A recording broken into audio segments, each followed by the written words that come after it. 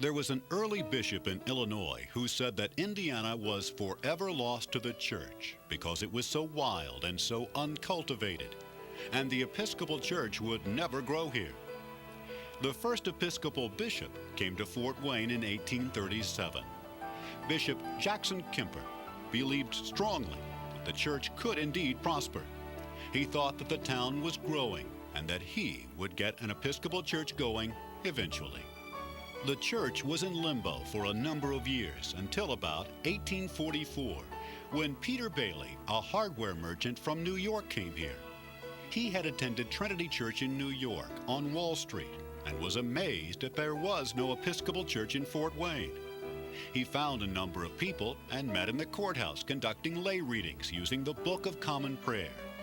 They informed Bishop Kemper that they'd like to start an Episcopal church, so they formed a vestry, and Trinity Episcopal Church formed in May of 1844.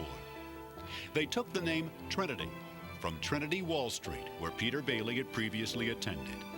They attracted English immigrants and Canadians, people who had been Episcopalians in the East. They enjoyed also the fact that the church was not overly doctrinal and it was not overly punitive. Some churches in town measured their members very closely. They monitored everything, and if a member stepped out of line, they were punished or they were forced to apologize. The Episcopal Church didn't do that. They weren't punishing people. It was sort of a looser type of organization, and that appealed to some people. In 1848, the church was having a hard time raising money, and the rector of that time suggested renting pews. This was a time-honored tradition carried over from the East. The idea was that each pew was purchased by a congregation member, the proceeds going on to the church. There's a wonderful story that an old parishioner told me in the early 1900s. A lady came, she was a newcomer, and she sat in a pew, and it was Mrs. Shryock's pew, and Mrs. Shryock was this social maven, and she said, she came up to her and said, "You are sitting in my pew. I bought it, I paid for it, and it's mine." And our rector at the time, Father Averill, thought that was terrible. He said that people should be able to sit wherever they want, and so in 1912 he reformed the system to the envelope pledge system, which is what we still have today. The women have had a very integral role in the history of Trinity in the earliest times. They would come up with various ways to entertain, sew clothes, and bake items to sell at church fairs and so on, all to raise money to help maintain Trinity Episcopal. One time they had what was called a camera lucide, which was sort of like an early form of slide projector, where there was actually a candle in there, and they had views of ruins in Rome and Paris and so forth, and they projected this on the wall, and this drew a lot of people who had never seen a camera lucide before, and the women were very much involved with organizing this. There was a parishioner by the name of Franklin Randall who was the mayor of Fort Wayne, and he had a very large personal library in his house that had books that went back to the 12th century. He had mounted animals, he had ancient coins, he had pieces of Roman ruins, all kinds of unusual things, and the women persuaded him to lend these items to one of their fairs so that people could come in and go through what was almost like a museum of oddities, like a P.T. Barnum show. But this money that they were raising from these fairs helped to fund our building, helped to fund decorations. In the late 1800s, women were the principal agency for missionary outreach in the Episcopal Church, and they sent money to for different missionary causes. They raised goods that were sent out to the Indians and to different groups in the West, and so it was a very vital part of the ministry of Trinity. The church traditionally has been a part of growing a family. While Trinity and society has changed with the times, the church still brings out a strong sense of love and loyalty among the members, and they're devoted to the church and its outreach to the community. Just being part of downtown Fort Wayne, we want to be in downtown Fort Wayne. We support Fort Wayne. We support the West Central Neighborhood Ministry. We're supportive of the food bank. We support outreach to local people in this neighborhood. So Trinity will always be here in the downtown Fort Wayne area. I've heard psychologists and psychiatrists often say, and priests, ministers say that, when we're counseling someone, we don't really say a whole lot. We primarily listen. And this is what Stephen ministers do, is primarily listen and try to encourage the person to share, to get their feelings out. If they feel guilty, then talk about their feelings. If they're feeling anger, even if they're feeling anger at God, talk about it. And don't sit there and feel guilty about it, but try to get them to air their feelings. And in this way, over a period of time, they can deal with their own feelings instead of suppressing them, and eventually get through their crisis. The current church is a typical Gothic revival design. It has a square tower with an octagonal spire. There is split-faced sandstone for the walls with limestone trim. They laid the cornerstone in May of 1865. It was a month after Abraham Lincoln had been assassinated, and they put a newspaper account of Lincoln's assassination in the cornerstone along with a prayer book and an Indian head penny. And there was a big ceremony, and Bishop Kemper, who by this time was no longer our bishop, came back and gave an oration right here on Berry Street, and there was a big crowd, and the church was dedicated. The windows are an extraordinary part of Trinity Episcopal Church. There are panes of colored glass that are painted over with little designs and figures that look like 19th century woodcuts. These windows, along with other artifacts like the pulpit and the altar, are what help to create the atmosphere of the church. There are scenes from the Bible. There are different symbols of different things that meant eternal life or spirituality. We have lilies of the valley. We have baptismal fonts. We have grapes that are symbolic of the Eucharist. Scenes of Jesus with the children saying, "Let the little children come unto me," which is sort of the whole window is a unified theme about Christian education.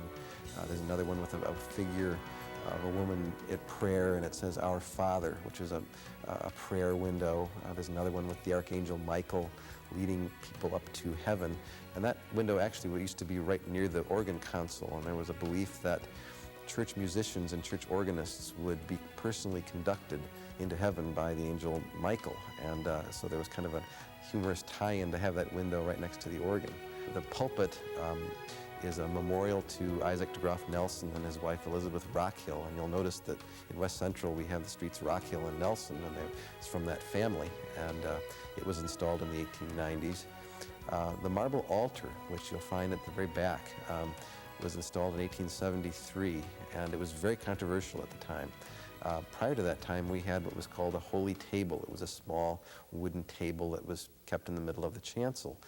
And as the church was becoming more high church, that is more Anglo-Catholic, there was a movement among us churches to install marble altars because communion was becoming more important. It was being offered more frequently. And the rector at the time, a man named Colin Campbell Tate, really wanted to have a marble altar. So he persuaded one of the parishioners, a lady named Lavina Ewing Bond, to donate the altar to the church. And people who thought that it was too Catholic, we were becoming too much like the Catholics and not enough Protestant. And there was sort of this ideological battle, I think, between the two groups. But it was eventually very much accepted and is now a venerable part of the church. When the church was founded in 1844, Trinity did not have the services of a priest.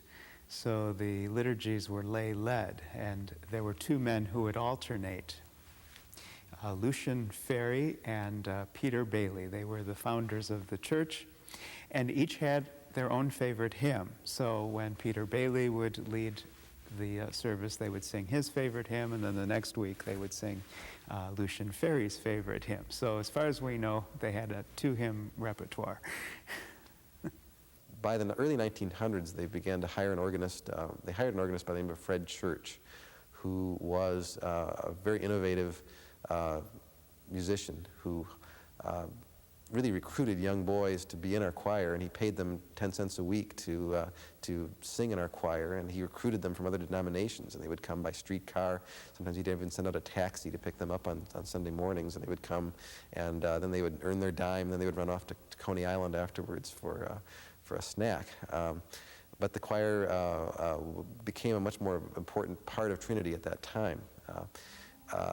And Fred Church stayed with us for almost 20 years. Fred was the one who really brought the choir of men and boys to prominence, and it was a very highly regarded organization in this town, and they would put on performances not only within the parish but outside of the church as a means of raising money for the boys.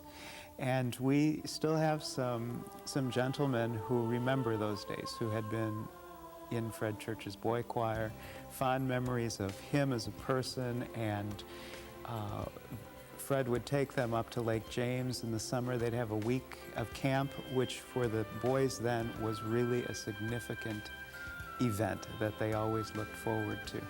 I should say, too, that Fred did start a St. Cecilia's choir, which was for women. And this, and in the 40s, when the boys' choir was in decline, then they went to the mixed choir of men and women. So the St. Cecilia's choir, in some respects, has lived on. Well, a former choir member in the 20s by the name of Harriet Parrish, before she died, she wrote an essay talking about her experiences in the choir, and many of them are really precious.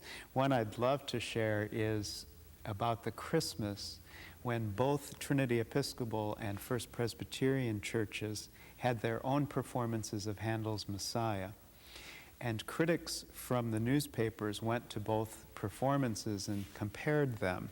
And in the words of Harriet, she claims that, well, according to the critics, the First Presbyterian's rendition was more musical and artistically correct, but Trinity's was more moving and spiritual, and both churches were mortally offended. This church building is the third oldest in Fort Wayne, and it's a beautiful building, and people are devoted to it. They're devoted to the cosmopolitan nature of our congregation. We have people from all walks of life here, different traditions, conservatives, liberals, people from different sexual orientations. They all come to this church, and we all meet together at the Lord's table.